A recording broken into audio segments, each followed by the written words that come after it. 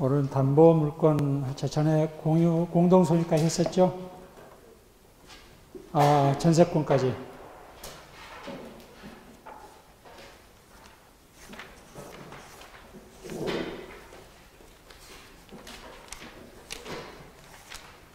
자, 오늘 332페이지 담보물권입니다.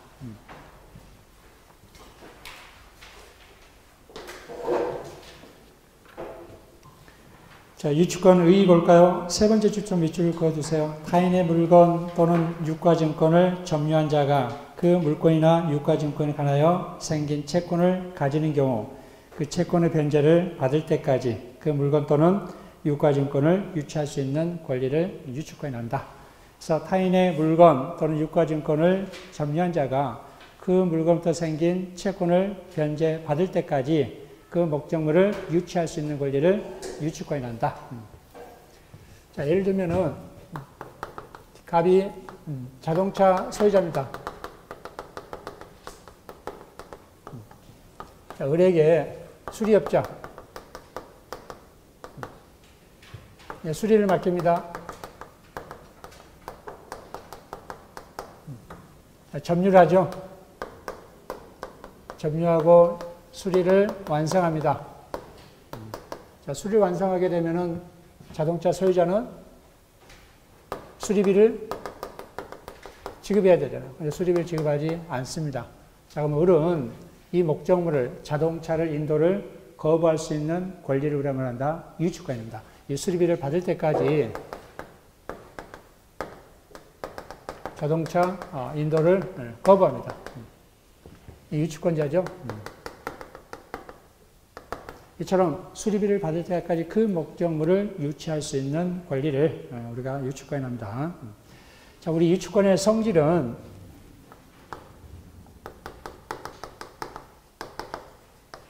자, 유추권은 담보물권이기 때문에 우리 담보물권 통일성이 있습니다. 공통적으로 적용되는 성질, 통일성이 나죠.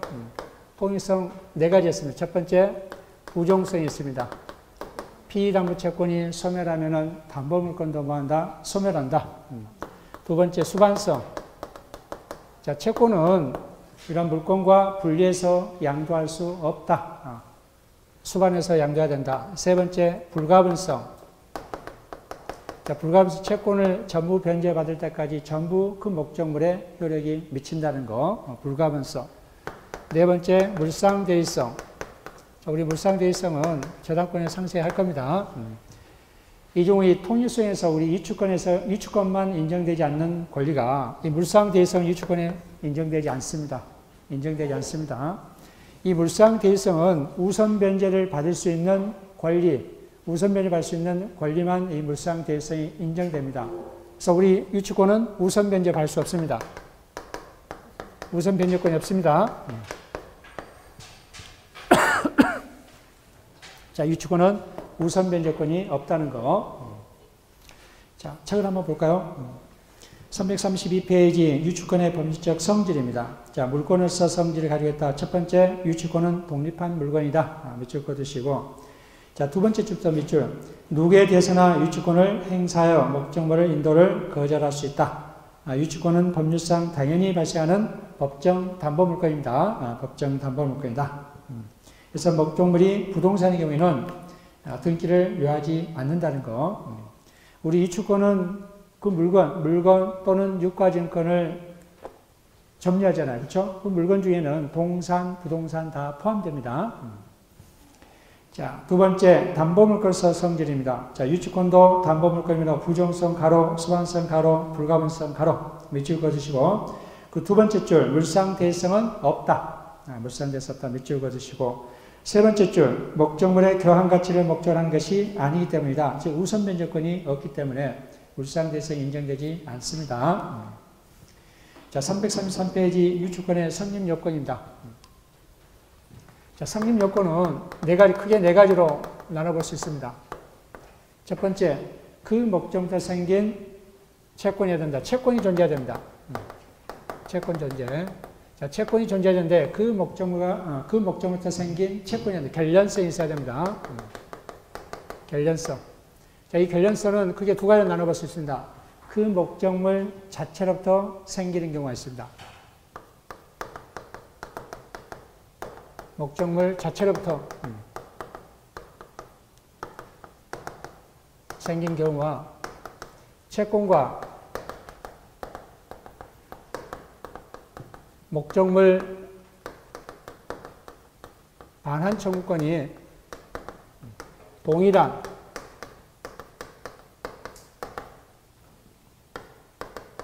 법률관계인 경우.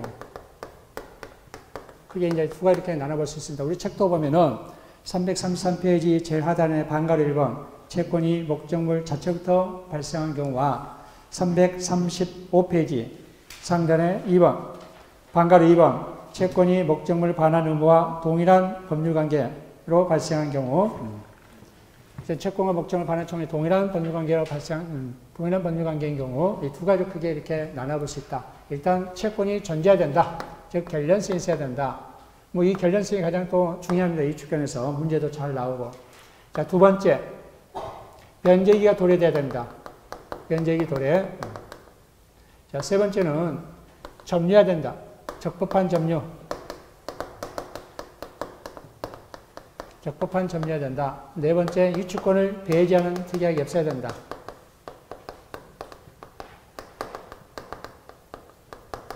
특약이 없어야 된다. 이 네 가지 요건이 갖춰져야 된다. 유추권이 성립되려면. 자, 책을 한번 봅시다. 자, 333페이지 320조. 자, 타인의 물건 또는 유가증권을 점유한 자는 그 물건이나 유가증권에 관하여 생긴 채권이 변제기에 있는 경우에는 변제를 받을 때까지 그 물건 또는 유가증권을 유치할 권리가 있다. 밑줄 그어두시기 바랍니다.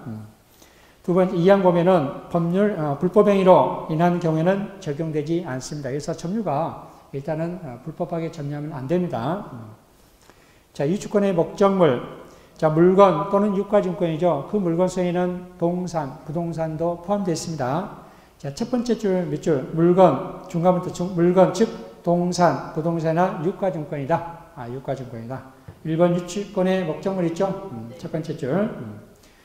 자, 그 첫 번째 마지막 보면은 물건의 일부에 대해서도 뭐다? 유추권이 성립합니다. 물건의 일부에 대해서도 유추권이 성립한다. 이거 주의하시기 바랍니다. 물건의 일부에 대해서 유추권이 성립한다. 우리 다세대 주택 여러 가구 있잖아요. 그중 한 가구만, 그렇죠? 한 가구만, 여러 가구, 우리 다세대 주택 101호, 102호, 201호, 202호 있잖아요. 그중 101호만 점유한다든가, 한 동의 건물 일부 유추권을 주장할 수 있습니다. 자, 2번 볼까요? 채권과 목적물의 결련 관계입니다. 자, 밑줄. 채권이 유추권의 목적물에 관하여 생긴 것이어야 된다. 즉, 채권과 목적물 사이에 결련 관계가 있어야 됩니다. 결련 관계가 있어야 된다. 그래서 이 관하여 생긴 것의 의미는 첫 번째 두 가지 됐죠. 채권이 목적물 자체부터 발생한 경우와 335페이지 보면은 반가로 2번 채권이 목적물에 반한 의무와 동일한 법률관계로부터 발생한 경우 이 두 가지 크게 나눠볼 수 있습니다. 자, 먼저 채권이 목적물 자체부터 생긴 경우입니다. 자, 첫 번째 보면은 유추권이 인정된 내, 그거 하기 전에 우리 결련성이 있어야 된다 했잖아요. 그죠? 결련성이 있어야 된다. 자, 이런 경우 한번 봅시다.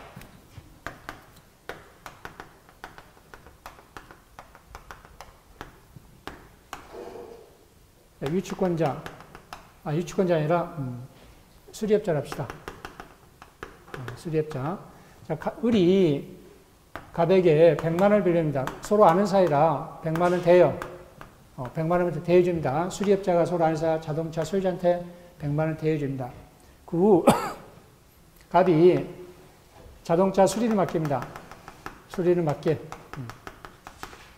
그래서 수리업자가 점유를 하고 수리를 완성합니다. 수리를 완성.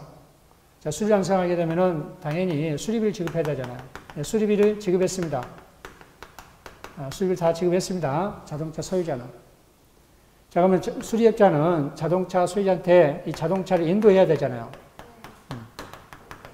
근데 자동차 인도하자고 거부합니다. 인도 거부. 왜? 이 100만 원을 변제하지 않으면은 자동차 인도를 하지 않겠다라고 거부합니다. 유치권을 주장할 수 있다, 없다? 자, 저 100만 원이 목적물부터 생긴 채권이다, 채권이 아니다. 여기서 목적물이 뭐예요? 자동차. 그 자동차부터 생긴 채권입니까? 그 100만 원이? 아니잖아요. 전혀 상관이 없죠. 이처럼 결련성이 있어야 된다. 그 목적물부터 생긴 채권이어야 된다. 그러면 유치권이 주장할 수 있습니다. 이건 유치권 주장할 수 없습니다. 일단 자동차를 인도하고 날 100만 원 청구를 해야 되지 이 100만 원 주지 않는 데서 유치권 행사할 수 없습니다. 자, 이제 유치권이 인정되는 애, 유치권이 인정되지 않는 애 한번 살펴보도록 합시다. 유치권이 인정되는 애, 기억병. 첫 번째 마지막 보면은 물건의 수선료 채권 밑줄 자, 목적물 지출의 비용의 상한 청구권, 목적물에 지출한 비용의 상한 청구권은 비용 상한 청구권입니다. 우리 필요비와 유익비 있잖아요. 필요비, 유익비를 지출했을 때 우리 유치권 주지 않으면 유치권을 주장할 수 있잖아요. 그렇죠? 필요비, 유익비를 뜻합니다. 세 번째, 공사대금 채권. 수급인의 공사대금 채권. 자, 타인에게 물린 경우 그 치료비 채권. 우리 개한테 물렸다. 그럼 개를 치료비 줄 때까지 개를 붙잡아둘 수 있죠. 유치할 수 있다. 이처럼 동물 침해로 인한 치료비 채권이라든지 또 동물 침해로 인한 손해배상 채권. 사람 침해 아닙니다. 동물 침해로 인한 손해배상 채권입니다. 타인의 소나 말이 농작물을 훼손한 경우에 손해배상 채권, 또 타인의 물건을 보관해둔 경우에 그 보관료 채권, 이거는 유치권을 주장할 수 있다, 없다? 유치권을 주장할 수 있습니다. 자, 니은번 봅시다. 334페이지. 작년에 문제가 났었죠. 다세대 주택의 창호 등의 공사를 완성한 하수구민이 공사대금 채권을 변제받기 위하여 다세대 주택 중 한 세대만 점유한 거예요. 우리 다세대 주택은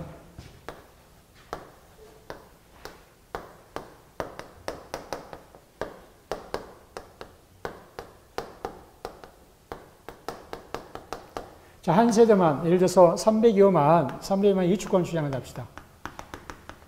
전체 유치권 주장할 수 있다, 없다? 전체 유치권 주장할 수 없습니다. 한 세대만 유치권 주장해야 된다. 근데 공사대금은, 우리 전체 공사대금을 받지 못했지만은, 이 한 세대만 유치권 주장한 거예요.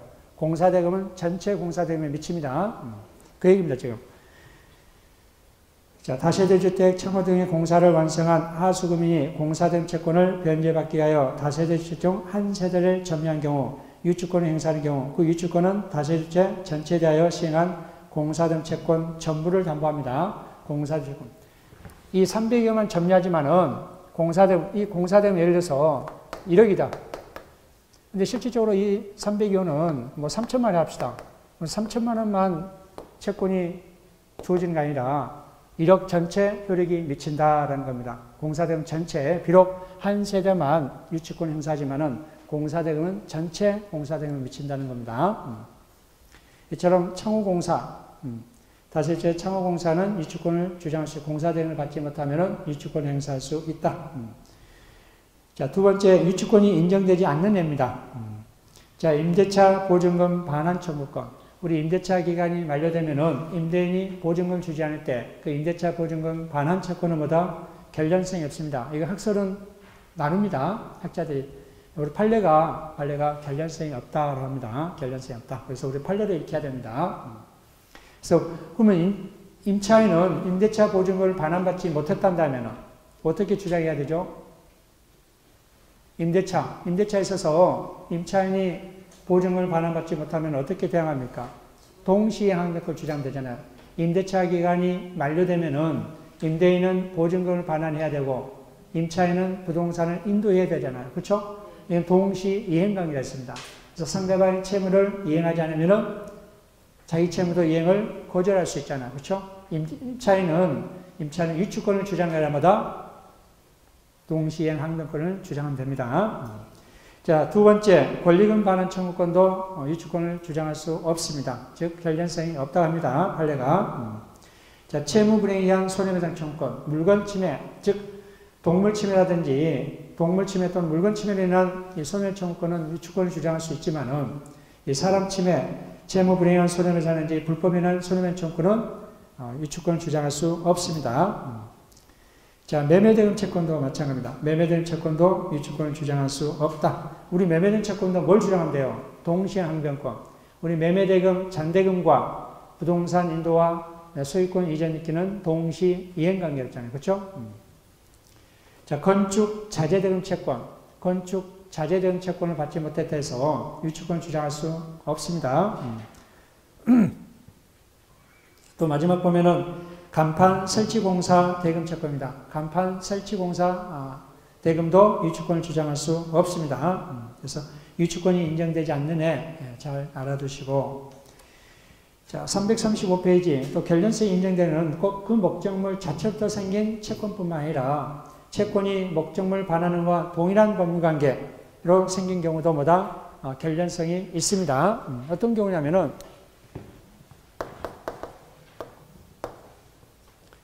자, 갑이 을에게 갑과 을이 매매 계약처를 한다 합시다. 매도인, 매수인. 자, 갑이 을에게 목적물을 인도합니다. 목적물 인도. 자, 을은 대금 지급합니다. 대금 지급. 대금도 자 지급하고 갑도 을에게 목적물을 인도했습니다. 자, 근데 이 계약이 어떤 이유로 인해서 취소가 된 겁니다. 취소. 자, 취소가 되면은 부당이익반환 청구. 이행을 했으면은 이제 돌려달라 할 수 있잖아요, 서로가. 갑은 뭘 돌려달라 할 수 있다? 목적물. 자, 을은 대금을 돌려달라 할 수 있잖아요. 네. 자, 을은 이 대금을, 매도인한테 대금을 받을 때까지 이 목적물 인도를 거절할 수 있다, 없다? 거절할 수 있다. 유치권을 주장할 수 있습니다. 이러한 채권과, 이러한 대금 지급 반환 채권과 이 목적물 인도는 동일한 법률관계에서, 취소라는 동일한 법률관계에서 생기기 때문에 유치권을 주장할 수 있다. 즉, 결련성이 있다라는 겁니다. 자, 여기서 방가로 2번 밑에서 세 번째 줄부터 밑줄. 을의 매매대금 반환 채권과 자전거 반환 의무는 계약 취소라는 동일한 법률관계에서 생긴 것이다. 또 우리 동일한 사실관계가 발생한 경우도 마찬가지입니다. 동일한 사실관계. 우리 식당에서 우산을 서로 바꾸고 간다든가, 또 신발을 서로 바꿔서 가져간다든가, 그때는 좋은 신발 신어야죠. 또 좋은 우산 가지고 있어야죠. 서로 유치권을 주장할 수 있으니까. 이처럼 동일한 사실관계가 발생한 경우도 뭐다? 결련성이 있다. 자, 가로 2번은 목적물 점유와 채권의 발생의 관련성 고려 세 번째 줄까지 밑줄 그으시고 나중에 하도록 합시다. 자, 세 번째, 채권의 변제기 도래입니다. 변제기 도래. 자, 변제기가 도래돼야 된다 했죠. 세 번째, 변제기가 도래돼야 된다. 변제가 도래된다. 자, 세 번째 줄까지 다 밑줄 그어두시기 바랍니다. 채권의 변제기 도래는 유치권의 성립 및 존속 요건이다. 따라서 유익비 상환 청구권에 관하여 유치권이 이미 성립한 경우에도 채무자가 법원으로부터 상환기간의 유예를 받으면은 유치권을 행사할 수 없다. 우리 필요비와 유익비를 지급하지 않으면은 유치권을 주장할 수 있다 했잖아요. 근데 우리 필요비는 상한 유예기간이 있다 없다? 법원에 청구할 수 있다 없다? 없습니다. 뭐 금액이 적으니까 바로 즉시 변제를 해야 된다. 근데 유익비는 금액이 크기 때문에 법원에 상한 유예기간을 청구할 수 있잖아요. 법원에서 그래, 그러면 그 상한 기간을 허락한다면은 그 기간에도 뭐다? 그 기간까지는 유치권을 주장할 수 있다 없다? 없습니다. 그렇죠? 상한 유예기간이 끝나면이 유치권을 주장할 수 있다라는 겁니다. 그 얘기입니다, 지금. 자, 그 밑에 판례는 어떤 판례냐면은,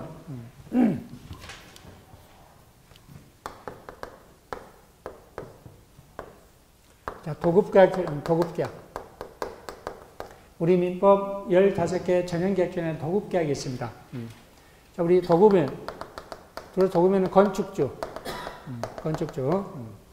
자, 수급인, 건축업자죠. 자, 도급계약처라면은 이 수급인은, 건축업자는 일을 완성해서 목적물을 인도를 해야 됩니다. 인도를 믿고. 자, 도급인은 보수를 지급해야 됩니다. 보수. 쉽게 말해서 공사대금을 지급해야 됩니다. 자, 그러면은 이 건축업자는 공사대금을 받을 때까지 유치권을 주장할 수 있다 없다? 우리 공사대금 채권은 결련성이 있다 했잖아요. 갑이 을에게 일을 완성하고 인도를 하려고 하는데 갑이 보수를 지급하지 않습니다. 유치권을 주장할 수 있다 없다? 유치권을 주장할 수 있습니다. 자, 그런데 이 수급인이 하자가 발생한 겁니다. 자, 하자가 발생하게 되면은 이 갑은 누구에게? 을에게 하자보수 청구할 수 있잖아요. 하자보수 청구할 수 있고 또 하자보수에 가름해서 손해배상 청구할 수 있습니다. 손해배상. 이 손해배상과 수급인이 도급인에게 받을 공사대금, 이 공사대금은 동시이행관계입니다.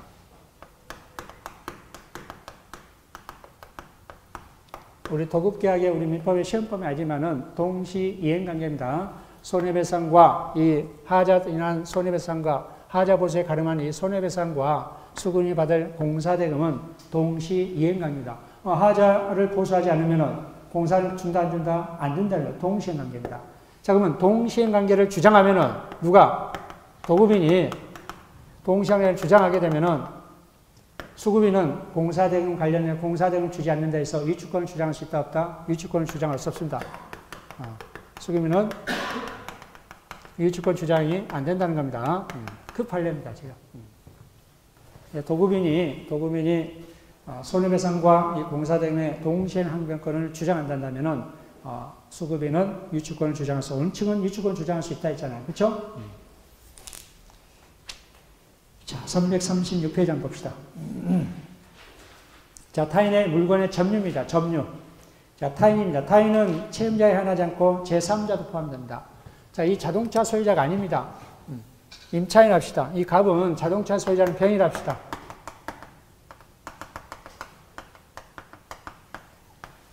자, 갑은 임대차, 그러니까 친구이기 때문에 병의 자동차를 갑이 임대차한 겁니다. 임대차. 그래서 타고 다니다가 갑이 고장내서 자동차에서 을에게 맡긴 겁니다.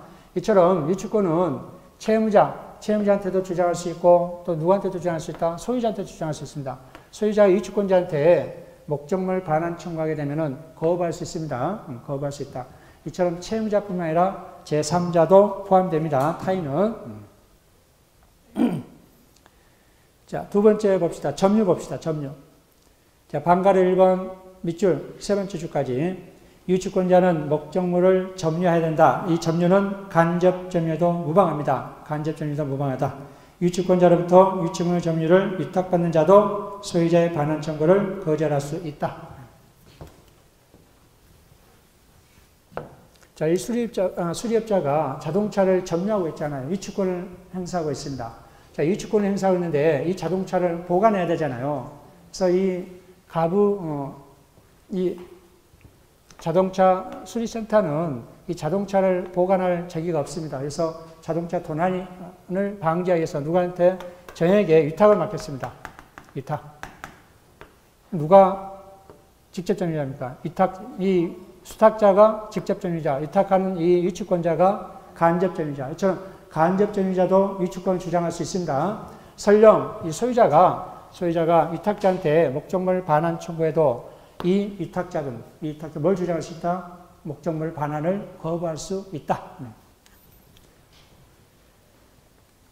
자, 방가루 2번도 밑줄 그어두시기 바랍니다. 중요합니다. 이 방가루 2번은 문제가 자주 나오는 지문입니다. 채무자를 직접 점유하여 채권자가 간접 점유하는 경우는 위축권이 성립되지 존속할 수 없습니다. 자, 이 수리업자가 위축권을 주장하고 있잖아요. 위축권을 주장하고 있는데 다시 누구한테? 채무자한테 이 자동차를 또 빌려주는 겁니다. 자, 그럼 빌려주면 누가 점유하고 있어요? 채무자가 직접 점유자, 이 위축권자가 간접 점유자잖아요. 이처럼 채무자를 직접 점유하고 본인을 간접 점유하는 것은 허용된다, 안 된다? 허용되지 않는다는 겁니다. 그 지문 잘 알아두시기 바랍니다. 자, 점유는 적법한 점유해야 된다. 자, 점유자가 불법행위로 인한 불법행위에서 시작된 것은 안 됩니다. 적법한 점유해야 된다. 자, 우리 도둑은 점유권이 인정된다, 안 된다? 네? 도둑은 점유권 인정되잖아요. 점유자잖아요. 소유사로서 점유하잖아요. 그렇죠? 자, 도둑이 자동차를 훔쳤습니다. 타려가니까 엔진이 고장났어요. 자, 그래서 그 엔진 비용을 수리비로 300만 원을 지출한 겁니다. 나중에 이제 발각돼서 그 자동차를 인도하려고 합니다. 인도하려고 하는데 수리비 300만 원을 주지 않으면 자동차 인도를 거부하겠다라고 위축권 주장할 수 있다, 없다? 응? 왜 그렇죠? 그렇죠. 불법으로 점유한다니까. 그렇죠. 적법한 점유야만 위축권을 주장할 수 있습니다. 다만 자동차를 인도해주고 필요비는 별도로 나중에 청구는 가능합니다. 필요비 청구할 수 있습니다. 필요비까지 청구할 수 없다는 게 아닙니다. 필요비 청구하게 되면, 도둑이 필요비 청구하게 되면 나중에 보다 자동차 소유자는 도리어 고소하잖아요. 그렇죠? 수리비 청구는 하지 않아야 되죠. 고소하지 않도록. 그렇죠? 자, 이처럼 적법한 점유해야 된다. 자, 세 번째 줄 밑줄. 건물 임차인이 임대차 계약이 해지된 후에 적법한 원인 없이 계속 건물을 점유하면서 필요비나 유익비를 지출한 경우 그 상한 청구권에 관하여 유치권이 주장할 수 있다 없다? 없습니다. 이처럼 임대차 기간이 만료됐잖아요. 만료되거나 또는 해지됐음에도 불구하고 계속 점유하면서 필요비 유익비를 지출한 경우입니다. 이때 유치권을 주장할 수 있다 없다? 없다. 근데 필요비 유익비는 반환받을 수 있습니다. 유치권만 주장할 수 없다는 거죠. 자, 가로 2번은 나중에 하도록 하고, 자, 요건의 마지막, 유치권을 배제한다는 특약이 없어야 된다. 유치권을 배제한 특약이 없어야 된다. 자, 밑줄 그어두시기 바랍니다. 유치권을 발생을 금지하는 당사자 사이의 계약은 유효합니다.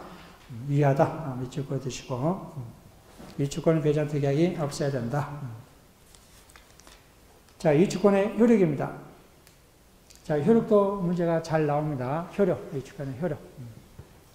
자, 유치권자 권리입니다. 권리, 유치권자 권리, 유치권 권리. 자, 첫 번째, 유치권의 불가분성입니다. 자, 밑줄 그어두시면 법조문 321조. 유치권자는 채권, 전부 변제를 받을 때까지 유치물 전부에 대해서마다 효력이 미칩니다. 그 목적물 전부에 대해 효력이 미친다. 자, 예를 들어 우리 자동차 수리비가 50만 원인데 45만 원을 변제했습니다. 5만 원을 주지 않았습니다. 5만 원 주지 않아도 유치권을 주장할 수 있다 없다? 있다. 그 목적물 전체 효력이 미친다. 변제할 때까지. 자, 목적물의 인도 거절입니다. 자, 반가로 1번 첫 번째 밑줄. 유치한다는 것은 목적물의 점유를 계속하고 인도를 거절하는 것이다. 337페이지입니다. 자, 반가로 2번. 유치권자부터 유치물을 유치하기 위하여 방법으로서 유치물의 점유 내지 보관을 위탁받는 자도마다 소유자의 소유물 반환 청구권을 거부할 수 있습니다. 아까 했었죠? 자, 세 번째 봅시다. 유치적 효력의 제3자에 대한 주장입니다. 자, 두 번째 주가의 밑줄. 유치권자는 특별한 사정이 없는 한 채용자뿐만 아니라 그 밖에 모든 자에 대마다 대항할 수 있다. 대항할 수 있다. 자, 원칙 보면 밑줄 그어두시기 바랍니다. 부동산의 경우에는 경매 절차에 매수인에게도 인도를 거절할 수 있다. 자, 우리 유치권과 경매, 이게 중요합니다. 나중에 또 우리 저당권 할 때, 소멸할 때 또 하겠지만은,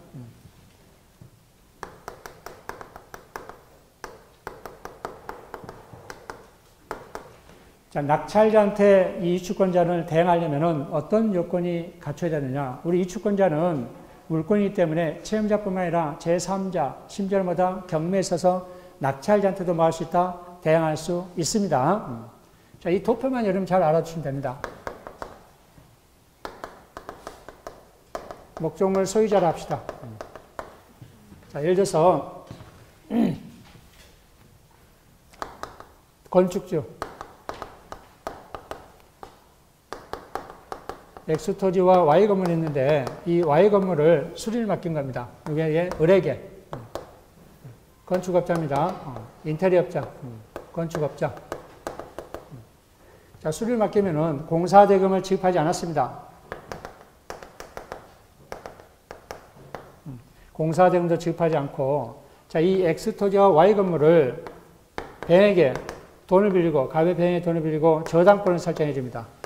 저당권 설정. 자, 그래서 이때 저당권 설정됐다 합시다. 저당권 설정. 병이 저당권 설정한 겁니다. 자, 저당권 설정 기준에서 저당권 설정 이전에 저당권 설정 이전에 압류가 되어 있다든지 뭐 가압류가 되어 있다든지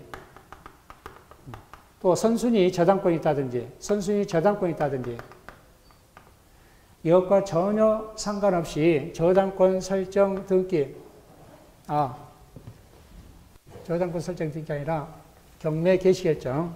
제가 잘못 얘기했습니다. 경매 개시결정. 자, 병이 경매하잖아요. 돈을 변제하려면 병이 경매합니다. 이 저당권자 합시다. 저당권자.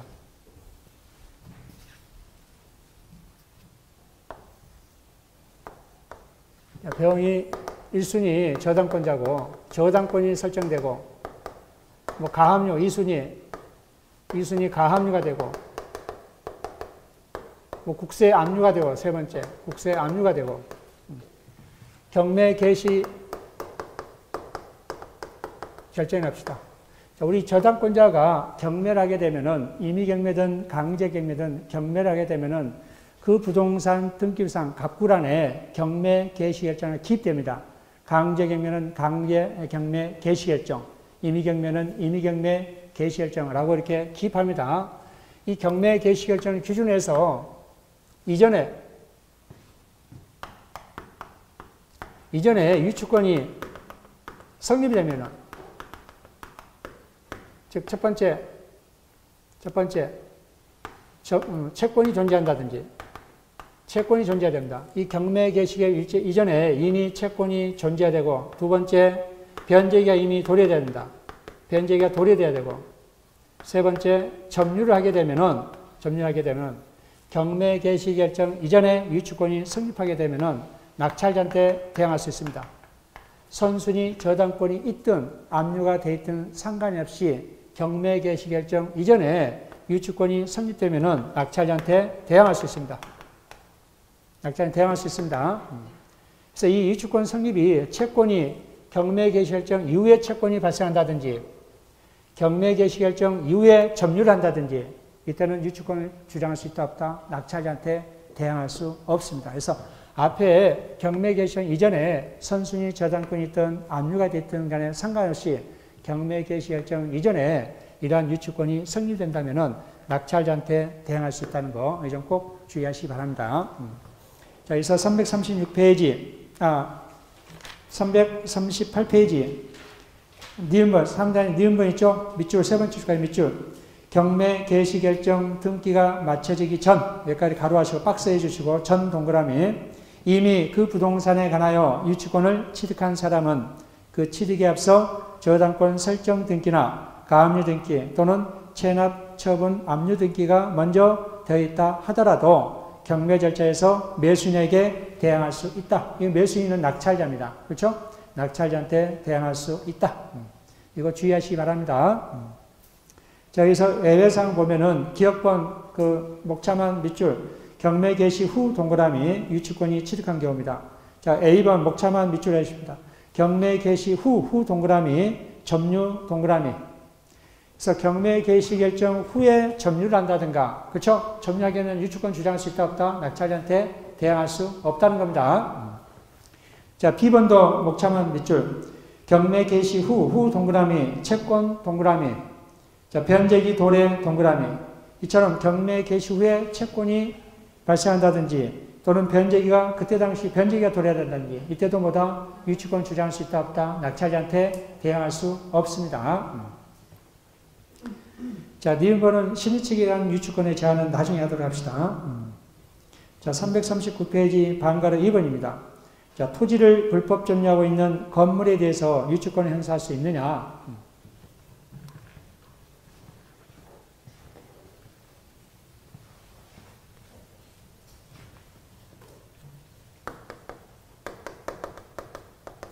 자, A 토지를 을이 불법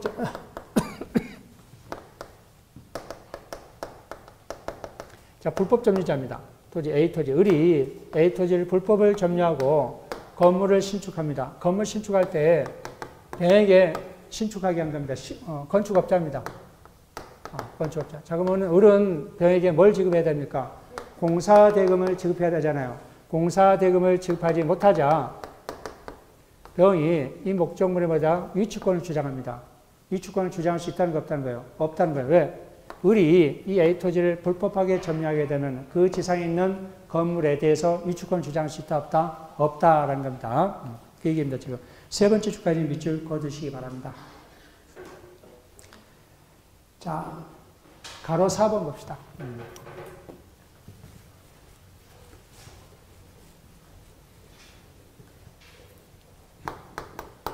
4번. 자, 유치권자입니다. 뭐 자동차 소유자로 합시다.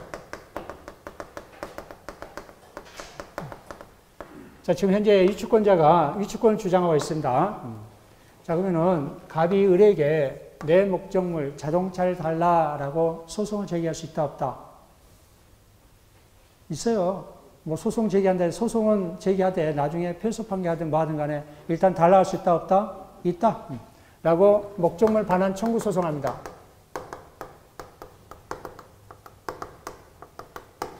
자, 그러면 갑이 원고가 되고 을이 피고가 되죠?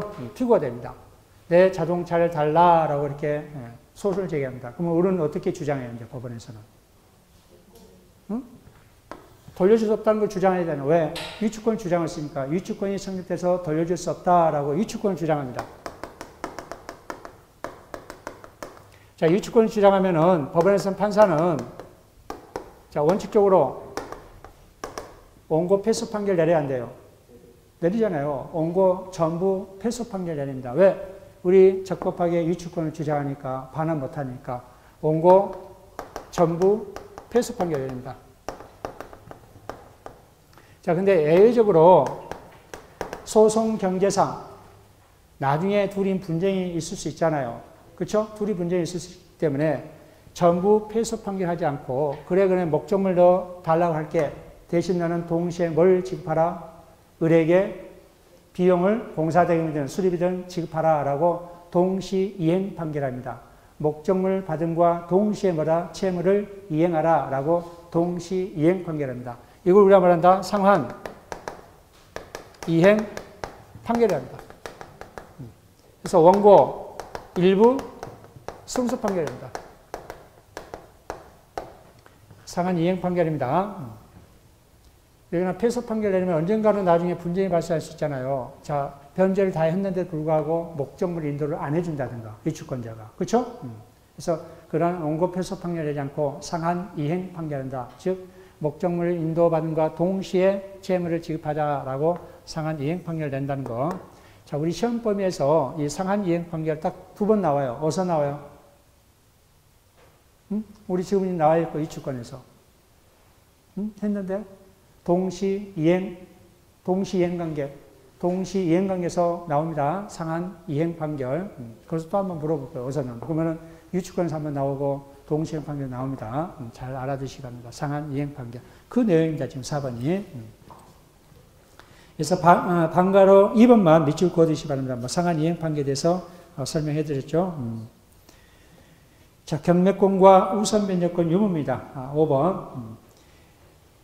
자, 322조 보면은 1항 보면 유치권자는 채권의 변제를 받기 위하여 유치권을 뭐 할 수 있다? 경매할 수 있습니다. 그래서 유치권자도 경매 청구할 수 있습니다. 우리 유치권을 주장한다는 우리 실무에서 보면은 유치권을 주장한다는 얼마든지 유치권 신고할 수 있습니다. 그 유치권 신고할 때 법원이 그 유치권 신고가 적법한지 뭐 적법이 아닌지 판단하잖아요.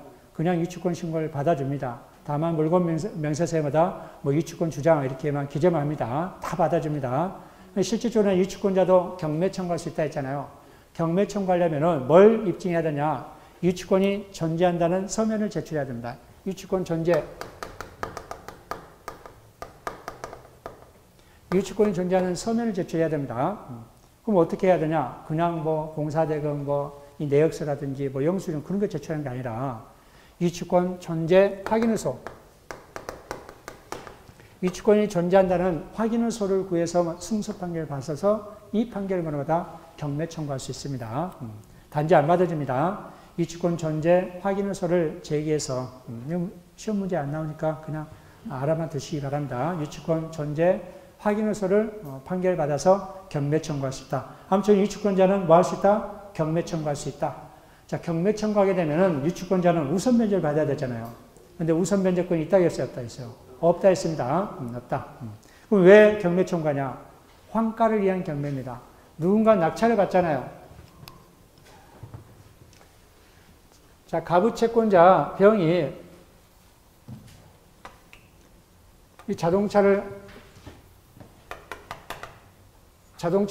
경매를 청구합니다. 돈을 변제하지 못하니까 병이 가부 자동차를 경매 청구합니다. 현재 누가 유치권 주장을 했습니까? 을이 주장을 했습니다. 누가 낙찰을 받았냐면은 정이 낙찰을 받았습니다. 자, 정이 낙찰할 때 낙찰을 받게 되면 이 경매 절차에서 유치권자가 우선 면제 받을 수 있다면 우선 면제 받아야 되는데 우선 면제권이 없잖아요. 그렇죠? 우선 면제권이 없지만은 이 낙찰자는 낙찰을 받았기 때문에 목적물을 인도받아야 되잖아요. 근데 목적물 어디에 있어요? 유치권자가 가지고 있잖아요. 유치권자는 이 낙찰자한테 대항할 수 있다 없다? 대항할 수 있습니다. 그래서 결국은 낙찰자가 목적물을 가져오려면 뭘 지급해야 돼요? 갑이 을한테 주는 대금을 지급해야 된단 말이에요. 대금을 지급하고 목적물을 인도해야 된다. 그러니까 우선 변제나 받는 거와 마찬가지잖아요. 그렇죠? 비록 우선 변제권이 없지만은 강력하게 보호하고 있죠. 자, 339페이지 하단에 동그라미 1번만 밑줄. 유치권자에도 경매 청구권이 있으나 다른 담보권자와 같은 우선 변제권을 행사한 것은 아니다. 그래서 우선 변제권이 없다 했습니다. 자, 동그라미 2번은 한번 읽어보시기 바랍니다. 판례. 자, 340페이지. 우선 변제권의 유무입니다. 자, 동그라미 1번 밑줄. 유치 목적물이 경매된 경우에 유치권자에게 우선 변제권이 인정되지 않는다. 했습니다. 자, 세 번째 줄 중간부터 밑줄. 낙찰자는 유치권자에게 변제하지 않으면 목적물을 인도받을 수 없으므로 유치권자는 사실상 우선 변제권과 같은 강력한 보호를 받을 수 있다. 했습니다. 자, 동그라미 2번도 밑줄. 유치권자에게 우선 변제권이 인정되지 않지만은 일반 채권자와 동일한 순위로 배당은 받을 수 있습니다. 자, 권리 보면은 간이 변제 충당권과 과실 수취한 변제 충당이 있고 또 별제권이 있습니다. 자, 하나씩 살펴보도록 합시다. 먼저 법조문 322조 2항 봅시다. 정당한 이유가 있는 때는, 자, 간이 변제 충당권이다. 정당한 이유가 있는 때, 밑줄. 정당한 이유가 있는 때 유치권자는 가함자인의 평가 밑줄. 자, 유치물로 직접 변제 충당할 것을 법원에 청구할 수 있다. 밑줄. 이처럼 유치권자는 그 유치물을 자기 변제에 충당할 수 있다는 거예요. 자기 변제에 충당할 수 있다는 거는 그 목적물을 자기가 뭐 한다는 거예요? 채권 대신 가져간다는 거예요. 이게 간이 변제 충당권입니다. 가져가기 위해서는 감정을 해야 되고 법원에 뭐 해야 된다? 청구해야 된다. 그냥 가져가는 거 아닙니다. 이게 간이 변제 충당권. 즉 자기 변제보다 변제 충당할 수 있다. 그 유치물로 충당할 수 있다. 자, 그래서는 유치권자는 미리 채무자에게 통지해야 됩니다. 간이 변제 충당권을 하려면은 채무자에게 미리 통지해야 되고 또 감정을 해야 되고 또 법원에 청구를 해야 됩니다. 신청을 해야 됩니다. 정당한 이유가 있어야 됩니다. 정당한 이유가 없으면은 안 받아줍니다. 그래서 동그라미 2번은 정당한 이유가 없다는 판례입니다. 한번 읽어보시기 바랍니다. 동그라미 2번 밑줄 그어놓으시고 나중에 읽어보시기 바랍니다. 나중에 하겠습니다. 이처럼 간이 변제 충당권이 있고 두 번째 과실 수취한 변제 충당입니다. 과실 수취권. 자, 유치권자가 이 목적물을 점유를 하기 때문에 자, 과실 수취권, 천연과실, 법정과실. 병이 갑에게 임대차를 해주잖아요. 자동차를. 임대차를 해주고 갑은 누구한테? 병한테 차임을 지급하잖아요.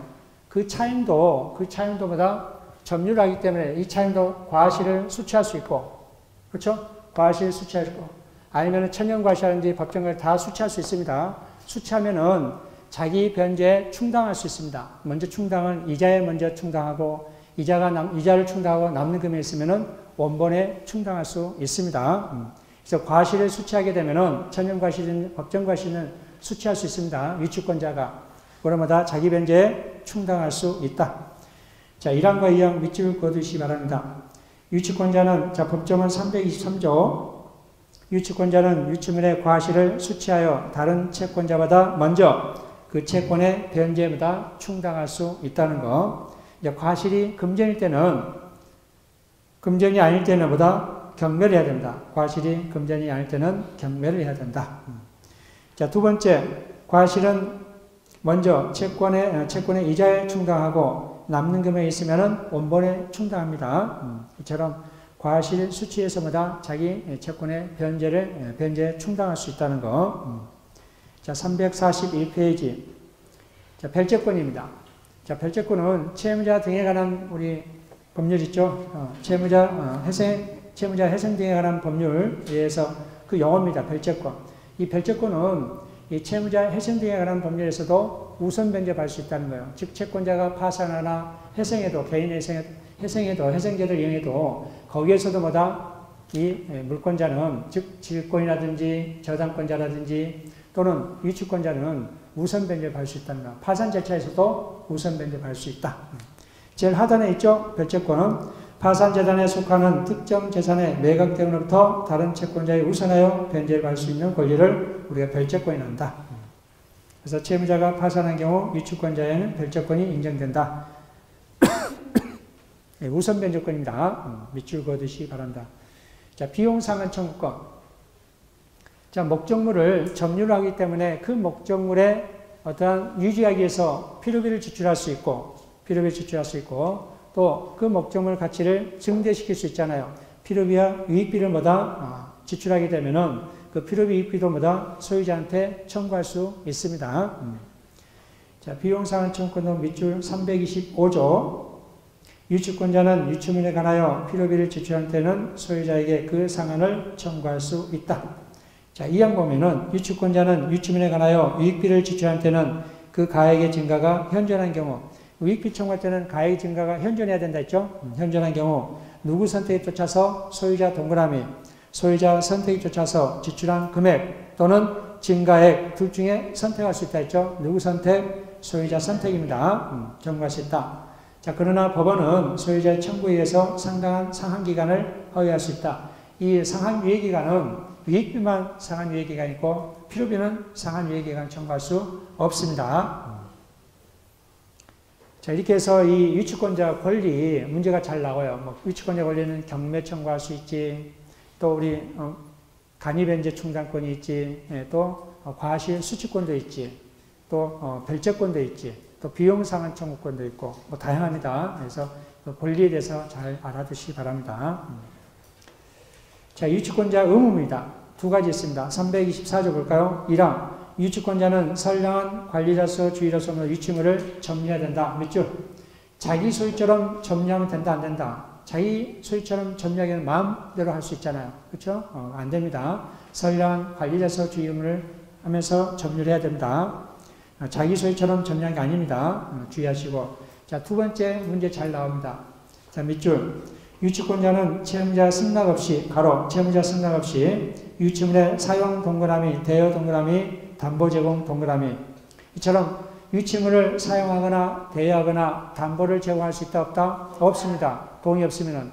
동의가 있으면은 사용할 수 있고, 대여할 수 있고, 담보 제공할 수 있습니다. 자, 주의할 점은 보존행위는 동의 없이 할 수 있습니다. 그 단서조항, 보존 동그라미. 보존은 필요한 사항은 그다지 않는다 했죠? 보존은 동의 없이 할 수 있다. 동의 없이 할 수 있다. 자, 사망도 주의하시기 바랍니다. 위반한 때는 채무자는 유치권의 소멸을 청구할 수 있다. 자, 우리 유치권자 소멸할 때 이러한 성관주의 의무를 위반하거나 동의 없이 사용하거나 대여하거나 담보를 제공하게 되면 바로 유치권이 소멸되지 않습니다. 어느 때 소멸한다? 이 두 가지 요건은 성관주의 의무를 위반하거나 동의 없이 사용하거나 대여하거나 담보 제공하면 바로 유치권이 소멸한 게 아니라 청구를 해야만이, 누가 소유자가 유치권자한테 그 위반에 대한 청구를 해야만이 유치권을 뭐한다? 소멸합니다. 이거 꼭 주의하셔야 됩니다. 바로 소멸한다라면 틀립니다. 소멸 청구를 해야 됩니다. 자, 가로 1번 유치권자는 성관주의에 의한 보관 의무를 부담한다. 밑줄 그어두시고, 자, 가로 2번 하단부터 밑줄. 공사대금 채권에 기하여 유치권을 행사하는 자가 스스로 유치권인 주택에 거주하여, 유치물인 주택에 거주하여 사용하는 것은 유치물의 보존에 필요한 사용에 해당한다. 보존 동그라미. 이처럼 유치물이 주택이다. 주택이면은 동의 없이 뭐 할 수 있다는 거예요? 사용할 수 있다. 근데 판결문은 그렇게 나오지 않는데 왜 그럴까요? 주택은 왜 사용하면 동의 없어요? 판결은 그런 취지 아니면 아마 이런 취지일 거예요. 우리 아무리 새 집이라 하더라도 사람이 살지 않으면 흉가처럼 느껴질 수 있잖아요. 그렇지만 낡은 집이라도 사람이 살면은 뭐 정겹게 느껴질 수 있잖아요. 그만큼 뭐다? 집은 사람이 살아야 되잖아요. 그렇기 때문에 뭐다? 보존 행위에 해당된다라고 아마 판례는 그런 취지에서 그렇게 판결을 내렸을 겁니다. 그렇죠? 보존 행위에 해당된다. 그렇지만은 사용하잖아요. 사용하게 되면 차임 상당은 부당이로 반환해 줘야 됩니다. 그렇죠? 차임은 지급해야 됩니다. 그래서 소유자는 차임 상당 부당이 반환 청구할 수 있다 없다? 있다. 불법으로 정리한 거 아닙니다. 그렇죠? 그래서 그 밑에 있죠? 거기까지 밑줄 그어두시기 바랍니다. 차임 상당 부당이 반환 청구하면 세 번째 자 밑줄 그어두시고, 자, 다섯 번째 또도 밑줄. 유치권자가 유치물에 대한 보존행위로서 목적물을 사용하는 것은 적법행위잖아요. 그렇죠? 그렇기 때문에 불법정의란 손해배상 청구할 수 있다 없다? 없습니다. 자, 유치권의 소멸입니다. 자, 326조 밑줄. 유치권의 행사는 채권의 소멸시효의 진행을 영향을 미치지 아니한다. 자, 여기서 여러분 이해를 잘 하셔야 돼요. 시험범위 아니지만은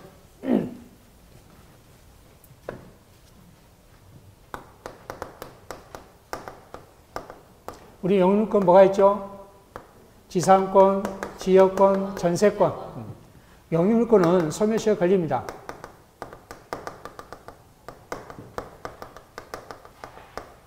20년입니다. 소멸시효 걸립니다. 우리 소멸시효 문법 총칙에 시험범위 아니지만 나옵니다. 담보물권은 우리 담보물권 뭐가 있죠? 유치권, 질권, 저당권. 소멸시효 걸리지 않습니다. 소멸시효 걸리지 않습니다. 걸리지 않는다. 소멸시효 걸리지 않는다. 자, 소멸시효 걸립니다. 유치권 자체, 질권 자체, 저당권 자체는 소멸시효 걸리지 않습니다.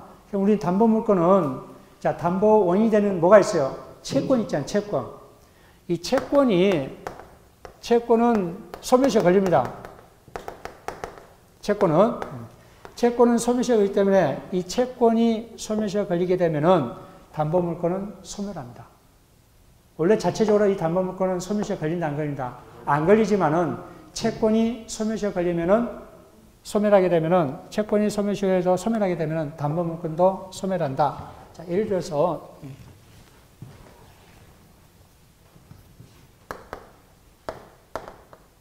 건축주, 우리 시공자, 건축업자. 그래서 시공자가 건축주 상대로 뭐 인테리어 공사하고 공사대금을 받지 못했다 합시다. 자, 공사대금을 지급하지 않았습니다. 자, 공사대금을 지급하지 않으면은 시공자는 뭘 주장할 수 있다? 유치권을 주장할 수 있습니다. 자, 유치권을 주장합니다. 만약 물론 유치권 자체는 계속 점유했다는 유치권 자체는 소멸시효 걸리지 않죠. 자, 근데 이 공사대금 채권은, 피의담보 채권, 이 채권은 소멸시효 걸린다고. 우리 공사대금은 상사채권이다, 민사채권이다? 상사채권이죠. 우리 상사채권은 5년인데, 우리 상법에 그보다 단기 규정이 있으면은 그 법률에 의한다 그랬습니다. 그래서 우리 민법은 3년 단기 규정으로 규정하고 있습니다. 공사대금 채권은. 그래서 공사대금 몇 년이다? 3년입니다. 3년. 자, 그러면은, 우리는 유치권만 주장하지, 이 공사대금에 대한 청구를 하지 않고 있는 상태예요. 자, 그러면은, 3년이 도가 됐으면은, 이 건축주는 공사대금을 줄 수 없다. 라고 소를 제기한다든가, 아니면은 3년이 지나서 공사대금 청구를 하게 되면은, 소멸시효를 주장하게 되면은, 이 공사대금은 을은 받을 수가 없습니다. 자, 그럼 공사대금 채권이 소멸시효가 지났기 때문에 유치권도 소멸합니다. 그 얘기입니다, 지금. 그래서 이 채권의 소멸시효는 계속 진행된다, 안 된다. 유치권을 주장해도, 계속 유치권을 주장해도 이 채권에 대한 소멸시효는 중단되지 않고 계속 진행된다고요. 영향을 미친다, 안 미친다? 영향을 미치지 않습니다. 이 채권을 이제 소멸시효 중단 행위하려면은 이제 소를 제기해야 되겠죠. 그렇죠? 자, 법조문 읽어봅시다. 유치권의 행사는 채권 동그라미, 앞에 유치권 동그라미, 채권 동그라미. 자, 채권 소멸시효 진행에 영향을 미친다, 안 미친다? 안 미친다. 그렇죠? 채권은 그대로 소멸시효, 유치권을 주장한다 해서 채권의 소멸시효가 중단되냐, 중단되지 않고 계속 지난다고. 그렇죠? 도가한다고. 그 얘기입니다, 지금. 자, 첫 번째 점 밑줄, 유치권을 시효로 소멸한다, 안 한다? 원칙적으로 자체는 소멸시효가 걸리지 않습니다. 자, 그렇지만 두 번째 줄, 하단부터 밑줄, 채권자가 유치권을 행사하고 있더라도 피담보채권의 소멸시효 진행은 중단되는 아니고 계속 진행됩니다. 중단시키려면 공사대금 청구서를 해야 돼요. 유치권도 주장하고 공사대금 청구서를 제기해야 됩니다. 그래서 피담보채권이 소멸하게 되면은 담보물권도 뭐한다? 소멸한다. 그래서 유치권 소멸은 유치권 소멸이 작년에 문제가 나왔어요. 작년에. 뭐 간단하게 이렇게 지금 길지도 않고. 그래서 피담보채권이 소멸하는다. 당연히 유치권도 소멸합니다. 두 번째, 유치권의 특이한 소멸 사유입니다. 채무자 소멸 청구. 자, 아까 의무자, 즉 유치권자가 의무 있죠. 유치권자 의무. 두 가지 의무 있어죠. 첫째, 선관주 의무. 선량한 관리자서보다 주의에서보다 점유를 해야 된다. 그걸 위반하게 되면은 소멸 청구할 수 있다 했죠. 바로 소멸되지 않아요. 소멸 청구해야 됩니다. 또 그 유치물을 사용하거나 대여하거나 담보 제공하게 되면 동의 없이 하게 되면은 소멸 청구할 수 있습니다. 이처럼 소유자가 뭐다? 채무자가 소멸 청구할 때 유치권은 소멸한다. 두 번째, 다른 담보 제공입니다. 유치권자가 유치를 하고 있으면은 채무자는 다른 담보, 상당한 담보를 제공하고 그 유치권을 소멸을 주장할 수 있습니다. 소멸 청구할 수 있다. 채무자는 상당한 담보를 제공하고 유치권의 소멸을 청구할 수 있다. 밑줄 그어두시기 바랍니다. 자, 세 번째, 점유상실입니다. 유치권은 점유상실로 인하여 소멸한다. 점유상실. 자, 343페이지 상단에 보면은 상단 끝에 유치권에 기한 반환 청구권은 인정되지 않는다. 쭉 밑줄 그어두시기 바랍니다.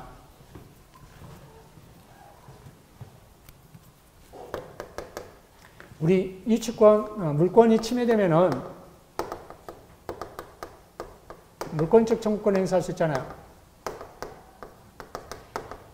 자, 물권적 청구권 행사할 수 있습니다.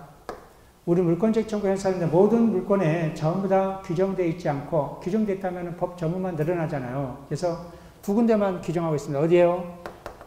점유권과 점유권에 기한 물권적 청구권. 소유권에 기한 물권 청구. 이 두 군데만 규정하고 나머지 물권들은 어디에 준용한다? 소유권에 준용한다. 라는 준용 규정을 두고 있습니다. 근데 준용하지 않는 물권이 있어요. 유치권과 질권이 있습니다. 이제 질권은 통설과 판례는 소유권에 기한 물권 청구권에 준용한다라고 규정이 있어요. 규정이 없지만은 통설과 판례가 그렇습니다. 근데 유치권은 그런 규정도 없습니다. 유치권은. 그래서 유치권은 유치권에 기한 물권 청구권을 행사할 수 있다 없다? 없습니다. 유치권 자체에 대한 물권 청구권을 행사할 수 없습니다. 근데 우리 유치권자는 그 유치물을 뭘 하고 있습니까? 점유하고 있잖아요. 그렇죠? 점유하고 있습니다. 이 점유가 침탈당하면은 점유를 빼앗기게 되면은 당연히 유치권이 소멸하죠? 자, 유치권을 소멸합니다. 자, 유치권을 소멸하면은 이 유치권자는 이 침탈자를 상대로 해서 다시 회복해야 되잖아요. 그쵸? 뭘 해서? 점유권에 기한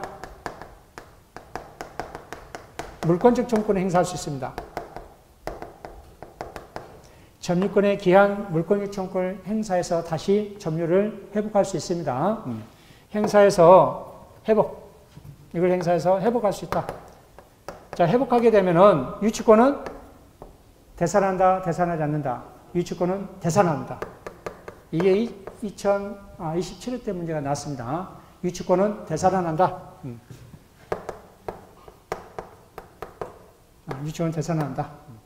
그래서 유치권 자체에 기한 물권적 청구권을 행사할 수 없지만은 점유권이 침탈당하면은 점유권에 기한 물권 청구권을 행사할 수 있습니다. 그러면 점유가 회복되면은 유치권은 대산환합니다. 소멸했던 유축권은 대산한다. 자, 여기까지 하고 좀 쉬었다 할까요?